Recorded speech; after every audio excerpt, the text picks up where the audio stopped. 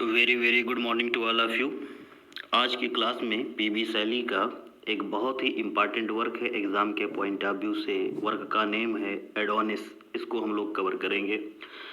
देखिएगा, जो ये वर्क एडोनिस है पीबी शैली का, ये पीजीटी के एग्ज़ाम के पॉइंट ऑफ व्यू से बहुत ही इम्पॉर्टेंट वर्क है।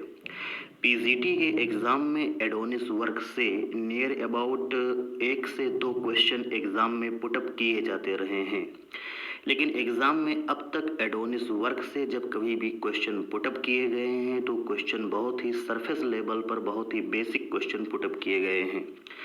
तो इस वर्क एडोनिस से जो कुछ भी इम्पॉर्टेंट पॉइंट्स हैं, सर्टेन फैक्ट्स हैं, उनको मैं आज की क्लास में कवर कर रहा हूं, जो कि सफिशिएंट है। इनको आप लोग अच्छे से कवर कर लीजिएगा।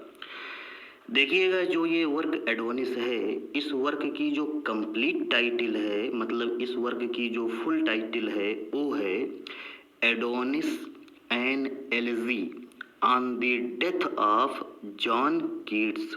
जॉन कीट्स कौन? Author of Endymion and Hyperion etcetera. ठीक, ये इस वर्क एडोनिस की कंप्लीट टाइटल है।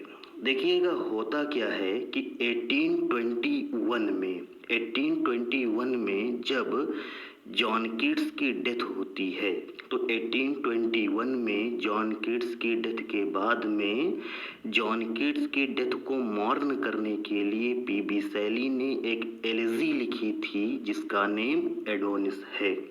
इसी के बेसिस पर इस वर्क की कंप्लीट टाइटल को बनाया गया है।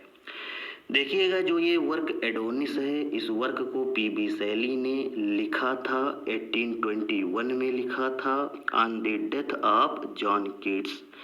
जैसा कि जब मैंने आप लोगों को जॉन कीट्स पढ़ाया था तो मैंने आप लोगों को बताया भी था कि 1821 में जॉन कीट्स की डेथ होती है और 1821 में ही जॉन कीट्स की डेथ को मॉर्न करने के लिए पीबी शैली जो है वो इस एलिजी को लिखता है जिसका नेम एडोनिस होता है।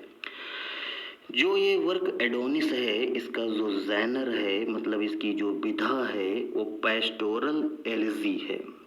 मैंने आप लोगों को बताया भी है कि पेस्टोरल एलिजी क्या होती है। एलिजी का मतलब लेमेंट सॉन्ग होता है, एलिजी का मतलब शोक गीत होता है। पेस्टोरल एलिजी जो होती है वहाँ पर सेफर्ड और सेफर्डस का कॉन्सेप्ट होता है, मतलब गडरिया का कॉन्सेप्ट होता है, और रूरल एरिया जो होता है, रूरल एरिया के बैकग्राउंड में जाकर के पेस्टोरल एलिजी को लिखा जाता है।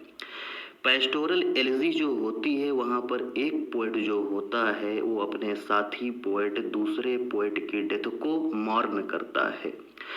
जैसा कि जॉन मिल्टन ने अपने फ्रेंड एडवर्ड किंग की डेथ को मॉर्न करने के लिए लिसिडस लिखा था। जॉन मिल्टन तो पोएट है ही, जॉन मिल्टन का जो फ्रेंड एडवर्ड किंग होता है वो भी एक पोएट होता है। और इस तरीके से जब एक पोएट ने दूसरे पोएट की डेथ को मॉर्न करने के लिए एलिजी लिखी, तब जॉन मिल्टन की जो एलिजी लिसिडस है वो पेस्टोरल एलिजी हो जाती है। सेम इसी तरीके से एडमंड स्पेंसर ने सर फिलिप सिडनी की डेथ को मॉर्न करने के लिए एस्ट्रोफिल लिखा था, इसलिए एस्ट्रोफिल भी पेस्टोरल एलिजी हो जाती है। सेम इसी तरीके से पीबी शैली जो है वो जॉन कीट्स की डेथ को मॉर्न करने के लिए जब एलिजी एडोनिस लिखता है तो इसका जो जैनर है वो पेस्टोरल एलिजी हो जाता है। देखिएगा, जो ये एडोनिस पेस्टोरल एलिजी है इसको स्पेंसरियन स्टेंजा में लिखा गया है। स्पेंसरियन स्टेंजा जो है इसको एडमंड स्पेंसर ने बनाया था। एडमंड स्पेंसर ने जब अपना वर्क फेरी क्वीन लिखा था तो फेरी क्वीन के लिए एडमंड स्पेंसर ने स्पेंसरियन स्टेंजा बनाया था, जहाँ पर टोटल 9 लाइन्स का स्टेंजा होता है, जिसमें से 8 लाइनें जो होती हैं वो आयम्बिक पेंटामीटर में होती हैं और 9th नंबर की जो लाइन स्टेंजा में होती है वो आयम्बिक हेक्सामीटर में होती है। आयम्बिक हेक्सामीटर को हम एलेक्जेंड्राइन भी कहते हैं। तो ये तो जैनर हो जाता है एडोनिस वर्क का। एडोनिस वर्क जो है इसका जो सोर्स है मैं उसको कवर कर दे रहा हूँ। देखिएगा एक रोमन राइटर हुआ है जिसका नेम वर्जिल है। वर्जिल ने एक्लॉग लिखे थे। एक्लॉग का मतलब पेस्टोरल पोएम होता है। तो वर्जिल का जो 10th नंबर का एक्लॉग है, मतलब वर्जिल की जो 10th नंबर की पेस्टोरल पोएम है, वो भी इस वर्क एडोनिस का सोर्स है। इसके साथ ही साथ एक्लीस वर्क का नाम है जिसको रोमन राइटर स्टैटियस ने लिखा था। जो ये स्टेसियस है वो एक रोमन राइटर होता है। रोमन राइटर स्टेसियस ने अपना वर्क एक्लीस लिखा है, वो भी इस वर्क एडोनिस का सोर्स है। देखिएगा जो ये वर्क एक्लीस है, इस वर्क में ग्रीक एडोनिस की बात की गई है। जो ये एडोनिस है वो ग्रीक गॉड है और ये गॉड ऑफ फर्टिलिटी है। तो एक्लीस वर्क में एडोनिस का कॉन्सेप्ट आया है। वहीं से पीबी शैली ने अपने इस वर्क एडोनिस की टाइटल को भी डिराइव किया है।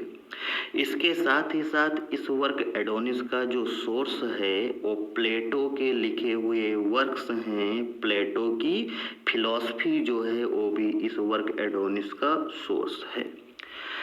देखिएगा जो ये वर्क एडोनिस है, इस वर्क का जो कंटेंट है, इस वर्क में जो कुछ भी कॉन्सेप्ट रखा गया है, वहाँ पर पीबी शैली जो है वो वीप कर रहा है, वो रो रहा है, वो मॉर्न कर रहा है किड्स की डेथ को। इसके साथ ही साथ जो शैली है वो यूरेनिया को कॉल करता है, यूरेनिया को इनोकेट करता है और यूरेनिया को इनोकेट करते हुए कहता है कि हे गॉडेस यूरेनिया, हे गॉडेस ऑफ पोएट्री यूरेनिया, आप भी आइए और किड्स की डेथ को मॉर्न करिए। इस वर्क के अंदर पीबी शैली ने जो कॉन्सेप्ट रखे हैं, वहाँ पर पीबी शैली ने कहा है कि किड्स की डेथ को बहुत सारे फेलो पोएट्स जो हैं वो भी मॉर्न कर रहे हैं। किड्स की डेथ को कुछ फेलो पोएट्स भी मॉर्न कर रहे हैं। जो फेलो पोएट्स हैं उनको पीबी शैली ने बताया है, बैरन है, थॉमस मोर है और ली हंट है। तो इस वर्क के अंदर पीबी शैली कहता है कि किड्स की डेथ को मॉर्न बहुत सारे फेलो पोएट्स कर रहे हैं। बहुत सारे फेलो पोएट्स जो हैं वो किड्स की डेथ पर दुखी हैं। वो पोएट कौन कौन से हैं? बैरन है, थॉमस मोर है और ली हंट है। इस वर्क का जो कंटेंट है वहाँ पर पीबी शैली जो है वो लास्ट में थोड़ा हैप्पी हो जाता है, अपने आप को कंसोल करता है और पीबी शैली कहता है कि किड्स की डेथ को लेकर के हमें वरीड होने की ज़रूरत नहीं है, क्योंकि किड्स की जब डेथ हुई है, डेथ के बाद में किड्स ने रिसीव किया है, किड्स को मिली है, किड्स को एटर्निटी मिल गई है। किड्स जो है वो हेवन में चला गया है और जब किड्स हेवन में गया है तो हेवन में थॉमस चैटरसन जो है वो भी किड्स से मिलता है आकर के हेवन में। फिलिप सिडनी जो है उसकी भी मुलाकात हेवन में किड्स से हुई होगी और इसके साथ ही साथ रोमन पोएट लुकान जो है वो भी आकर के किड्स से उसने मुलाकात हेवन में की है। थॉमस चैटरसन की भी डेथ हो चुकी है ऑलरेडी, फिलिप सिडनी की भी डेथ हो चुकी है और रोमन पोएट लुकान की भी डेथ हो चुकी है। तो पीबी शैली कहता है कि जो ये राइटर्स हेवन में हैं, इन राइटर्स ने, पीबी शैली कहता है, किड्स से मुलाकात हेवन में की है। इसके साथ ही साथ यहाँ पर कुछ इम्पॉर्टेंट पॉइंट और भी हैं। जब किड्स की डेथ होती है तो किड्स की डेथ का जो रियल काज होता है वो पीबी शैली को नहीं मालूम होता है। यहाँ पर जो ये किड्स डिड नॉट नो लिखा हुआ है, यहाँ पर ये किड्स गलत लिखा हुआ है, यहाँ पर पीबी शैली रहेगा, इसको आप लोग करेक्ट कर लीजिएगा। PB Shelley did not know the real cause of kids death, मतलब जब जॉन किड्स की डेथ होती है तो आपको मालूम भी है किड्स की जो डेथ है वो ट्यूबरक्यूलोसिस से होती है, टीबी से होती है, लेकिन पीबी शैली को रियल काज जो है किड्स की डेथ का वो मालूम नहीं होता है। पीबी सैली एज्यूम करता है कि कीट्स की जो डेथ है वो इसलिए हुई है क्योंकि कीट्स की पोएट्री पर क्रिटिसिज्म बहुत ज़्यादा किया गया था और हार्श क्रिटिसिज्म किया गया था। देखिएगा, एक मैगजीन आई थी, मैगजीन का नेम था क्वार्टरली रिव्यू। क्वार्टरली रिव्यू जो है वो एक मैगजीन आई थी और क्वार्टरली रिव्यू का मैगजीन का जो पब्लिशर था, जो रिव्यूअर था, उसने कीट्स की पोएट्री पर हार्श क्रिटिसिज्म किया था, जिससे कीट्स दुखी बहुत ज़्यादा हुआ था। तो पीबी सैली जो है वो कीट्स की रियल डेथ का जो रियल काज है उससे अननोन है, इसलिए पीबी सैली एज्यूम करता है कि कीट्स की जो डेथ है वो इसलिए हुई है क्योंकि क्वार्टरली रिव्यू मैगजीन में कीट्स की पोएट्री पर हार्श क्रिटिसिज्म किया गया था।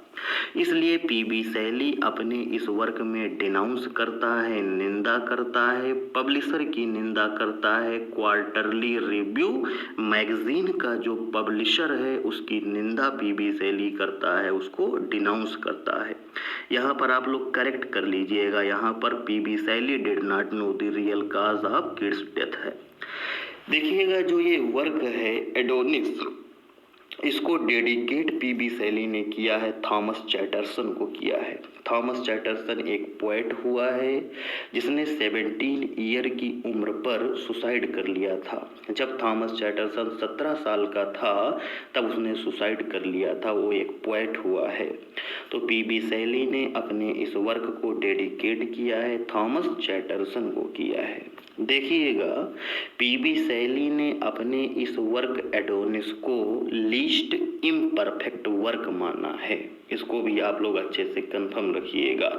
सैली ने माना है एडोनिस वर्क को द लीस्ट इम्परफेक्ट वर्क माना है। अब जो ये वर्क एडोनिस है, इस वर्क एडोनिस का जो कंटेंट है उसको हम डिवाइड कर सकते हैं, 3 पार्ट्स में डिवाइड कर सकते हैं। मतलब जो ये वर्क एडोनिस है, इस वर्क एडोनिस का जो थॉट है, इस हम वर्क एडोनिस के थॉट को 3 ग्रुप्स में डिवाइड कर सकते हैं। देखिएगा, फर्स्ट ग्रुप जो है वहाँ पर लैमेंट फॉर कीट्स है, मतलब इस वर्क में पीबी सैली जो है वो जॉन कीट्स की डेथ पर लैमेंट कर रहा है। दूसरा ग्रुप जो है, दूसरा थॉट जो है वो है डिनंसिएशन। डिनंसिएशन का मतलब निंदा होता है ऑफ रिव्यूअर। रिव्यूअर का मतलब जो ये क्वार्टरली रिव्यू मैगजीन आई थी उसका जो रिव्यूअर है उस पर पीबी सैली डिनंसिएशन भी कर रहा है। तो ये सेकंड थॉट हो जाता है इस वर्क में। इस वर्क का जो थर्ड पार्ट है वो पीबी सैली का ऑप्टिमिज्म दिखलाता है, क्योंकि पीबी सैली जो है वो लास्ट में ऑप्टिमिस्टिक हो जाता है, थोड़ा जॉयफुल हो जाता है, क्योंकि पीबी सैली मानता है कि जो कीट्स है वो इमोर्टल हो गया है। कीट्स की जब डेथ हुई है, कीट्स अपनी डेथ के बाद में इमोर्टल हो गया है। कीट्स जो है वो हेवन में गया हुआ है, हेवन में उसका वेलकम किया गया है और वहाँ पर थॉमस चैटरसन है, सर फिलिप सिडनी है और रोमन पोएट लुकान जैसे जो राइटर हैं उन्होंने आकर के जॉन कीट्स का हेवन में वेलकम किया है, उन्होंने जॉन कीट्स से मुलाकात की है। इसलिए जॉन कीट्स जो है वो इमोर्टल हो गया है, उसको एटर्निटी मिल गई है। इसलिए लास्ट में पीबी सैली जो होता है वो ऑप्टिमिस्टिक हो जाता है। तो यहाँ पर जितने भी इम्पॉर्टेंट पॉइंट मैंने आप लोगों के लिए मेंशन किए हैं वो सफिशिएंट हैं इस वर्क एडोनिस को लेकर के। अब तक एग्ज़ाम में जब कभी भी इस वर्क एडोनिस से क्वेश्चन पूछा गया है तो पूछा गया है एडोनिस वर्क किसके द्वारा लिखा गया है, या फिर जो ये वर्क एडोनिस है इसमें जो राइटर पीबी सैली है वो किसकी डेथ को मॉर्न कर रहा है, या जो ये वर्क एडोनिस है इसका जैनर क्या है। यहाँ पर ऐसे क्वेश्चन पुटअप किए जाते रहे हैं, लेकिन जो कुछ भी इम्पॉर्टेंट फैक्ट्स अवेलेबल हैं उनको मैंने एक जगह पर रख करके आप लोगों को कवर करा लिया है।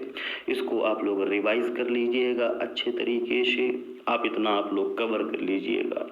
Thank you very much to all.